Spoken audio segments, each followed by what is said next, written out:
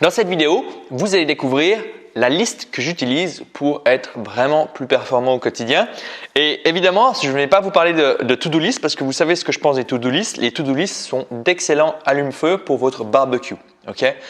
Pour moi, les to-do list, c'est vraiment une technique old school, dépassée, qui doit être mise à la poubelle. Beaucoup de gens, en fait, pensent être efficaces en utilisant les to-do list, mais font exactement l'inverse, donc c'est-à-dire leur productivité chute en utilisant des to-do list. Alors, des listes, j'en utilise beaucoup. J'utilise des listes d'idées, des listes de livres à lire, des listes de lieux à visiter, des listes de restaurants que j'apprécie, des listes d'emails à écrire, des listes d'articles. Enfin bref, j'utilise beaucoup de listes et je pense qu'il est très intéressant d'avoir un endroit centralisé, ce que j'appelle un système de gestion de l'information. Moi, j'utilise Workflowy et dans lequel vous avez toutes vos listes très facilement accessibles et qui vous permettent vraiment de vous libérer le cerveau en cours de travail, en cours de route, quand vous êtes en train de marcher, quand vous êtes en train de discuter avec des gens, etc. etc. Donc ça, pour moi, depuis octobre 2018, j'ai vraiment eu quelque chose qui a changé dans ma manière de travailler depuis que j'ai centralisé, depuis que j'ai un système de gestion de l'information. Ça, c'est le premier point. Maintenant, ce que j'ai envie d'aborder avec vous aujourd'hui, c'est les listes de contrôle de tâches ou les checklists. Alors, pour la suite de la vidéo, je vais parler de checklists, c'est plus simple. Donc, je vais vous parler des avantages d'utiliser une checklist. Donc avant cela, avant de parler des avantages, c'est quoi une checklist? Une checklist, c'est quand vous allez dans un restaurant avec un de vos potes, vous mangez un excellent repas, par exemple un bon bœuf bourguignon.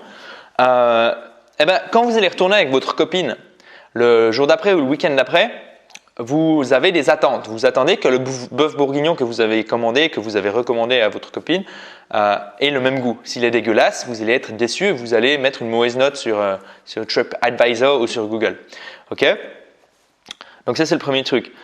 Et en fait, la recette du cuistot, la recette du chef de cuisine, en fait, c'est plusieurs étapes successives à faire dans un certain ordre pour atteindre un bon bœuf bourguignon, pour atteindre un bon résultat. Okay? Donc au début, on va faire ça, on va faire ça, on va faire ça, on va faire ça, on va mijoter, on va touiller, on va rajouter des oignons, un peu de sauce, tac, tac, tac, hop, bam, et voilà, on a un bœuf bourguignon selon la recette XYZ. Okay? Et en fait, ça, c'est une checklist. C'est-à-dire une succession d'étapes à respecter pour atteindre un certain résultat. Okay? Maintenant, on a un nouveau… le chef de cuisine, il part, il laisse les checklists dans la cuisine. C'est un autre chef qui le remplace.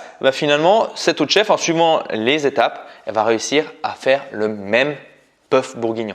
Et c'est finalement ce qu'on a dans les Starbucks, ce qu'on a dans les grandes chaînes finalement. Ikea, Starbucks, McDo, etc.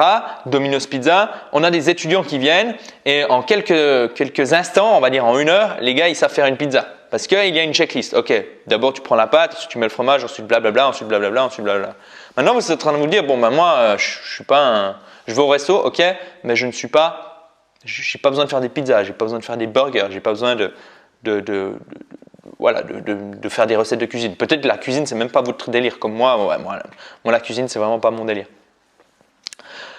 Ce que j'ai vraiment envie de souligner avec cet exemple, c'est que les checklists, vous allez pouvoir les utiliser dans votre quotidien, même si vous n'êtes pas un cuistot. Il y a plein de choses dans votre quotidien que vous faites.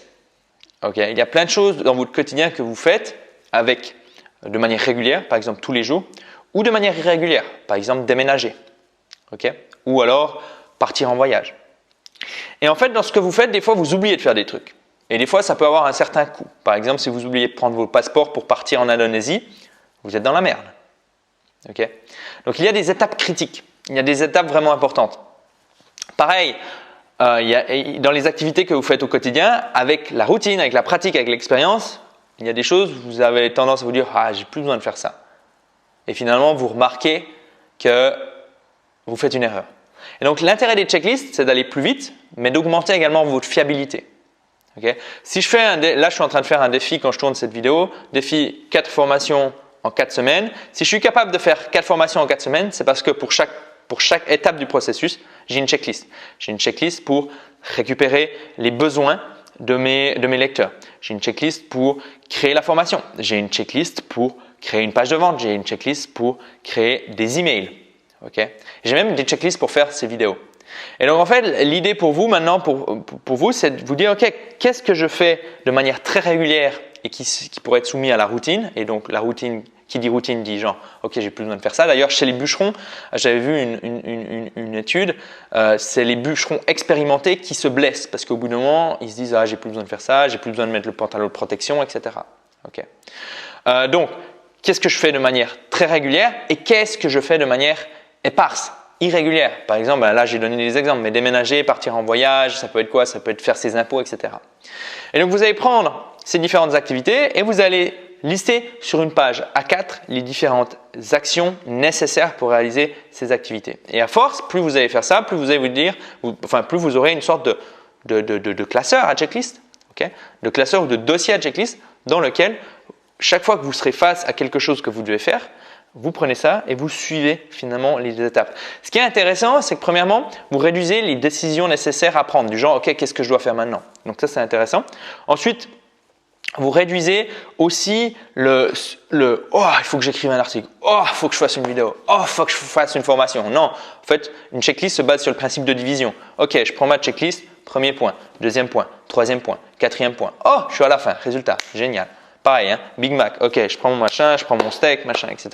Donc ça, c'est vraiment très très important de commencer à travailler avec des checklists et vous verrez que vous allez drastiquement, mais quand je dis drastiquement, c'est pas un petit peu améliorer votre efficacité, c'est vous allez exploser votre performance parce que finalement, au bout d'un moment, vous allez vous dire, ok, je prends ma checklist, ok, ça n'a pas fonctionné, j'améliore ma checklist, tac, je reteste ma checklist, checklist A, checklist B, qu'est-ce qui fonctionne le mieux? Ok, checklist B, j'arrive au même résultat en dépensant beaucoup moins de temps. Okay. Donc une checklist, c'est vraiment quelque chose de très très important. D'ailleurs, les lecteurs l'ont bien compris. Beaucoup de personnes me trouvent ou trouvent l'organisologie via un article que j'ai écrit sur les checklists, qui est rien d'autre qu'un résumé du livre de Checklist Manifesto d'Atul Gawande. Parce que Atul Gawande, c'est un chirurgien qui a constaté qu'il y avait beaucoup d'infections qui suite à des opérations, voire des morts, qui étaient dues à des erreurs de base, comme par exemple le chirurgien qui ne se lave pas les mains. Et donc, au bout d'un moment, ils ont incorporé des checklists dans les centres opératoires, dans les centres d'opération, je crois que ça se dit comme ça. Et donc, finalement, ils ont marqué une chute drastique des cas d'infection, des morts par infection, etc., etc., etc.